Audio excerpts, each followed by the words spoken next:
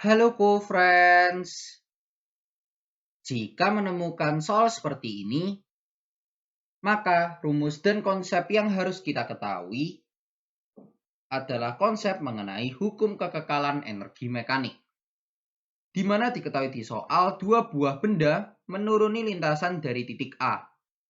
Massa benda pertama atau M1 bernilai sebesar 5 kg dan benda kedua memiliki massa 15 kg. Maka di sini diketahui bahwa massa dari benda satu bernilai sama dengan 5 kg, kemudian massa dari benda 2 bernilai sama dengan 15 kg.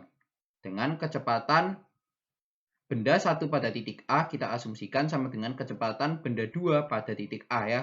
Jadi pada titik A kedua benda tersebut bernilai kecepatannya adalah 0 meter per second kita asumsikan. Kemudian diketahui juga pada soal bahwa percepatan gravitasinya bernilai sebesar 10 meter per second kuadrat. Ditanyakan adalah perbandingan energi kinetik dari benda 1 dan 2 di titik B. Maka yang ditanyakan adalah EK1 pada titik B dibandingkan dengan EK2 pada titik B. Seperti ini ya yang ditanyakan.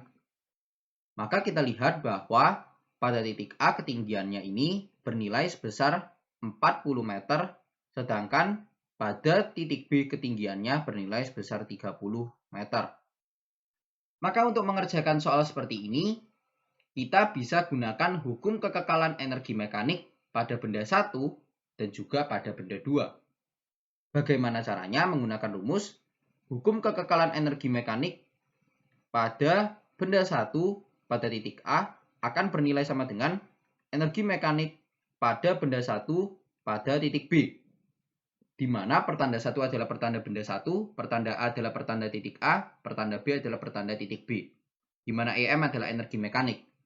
Rumus ini bisa kita jabarkan menjadi energi potensial benda 1 pada titik A ditambahkan dengan energi kinetik benda 1 pada titik A akan bernilai sama dengan energi potensial benda 1 pada titik B ditambahkan dengan energi kinetik benda 1 pada titik B. Maka perlu kita ketahui EP adalah energi potensial, EK adalah energi kinetik.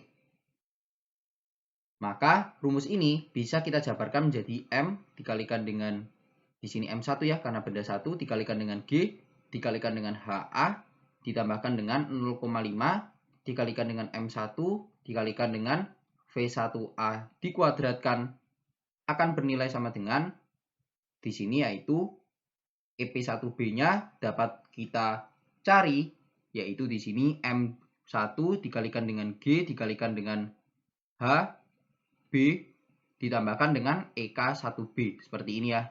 Karena kita cari EK1B-nya. Di mana M adalah massa, G adalah percepatan gravitasi dan H adalah ketinggiannya.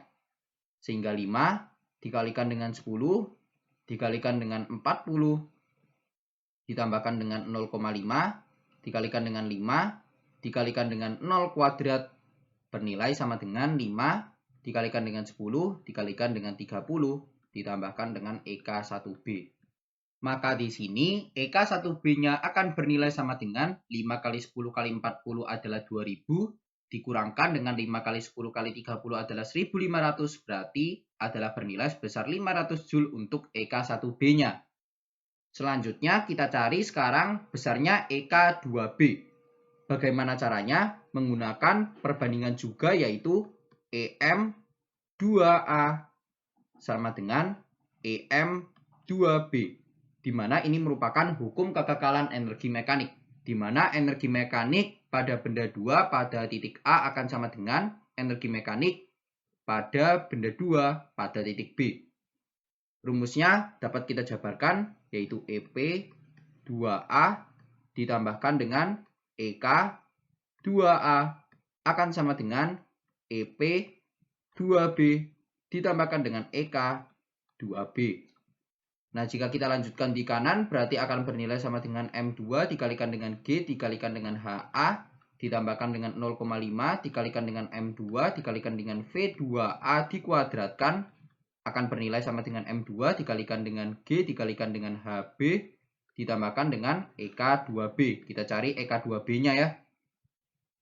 Maka di sini jika kita kerjakan M2-nya adalah 15 dikalikan dengan 10, dikalikan dengan HA-nya adalah 40, ditambahkan dengan 0,5 dikalikan dengan 15 dikalikan dengan 0 kuadrat akan bernilai sama dengan M2-nya yaitu 15 dikalikan dengan 10 dikalikan dengan 30 ditambahkan dengan EK2B.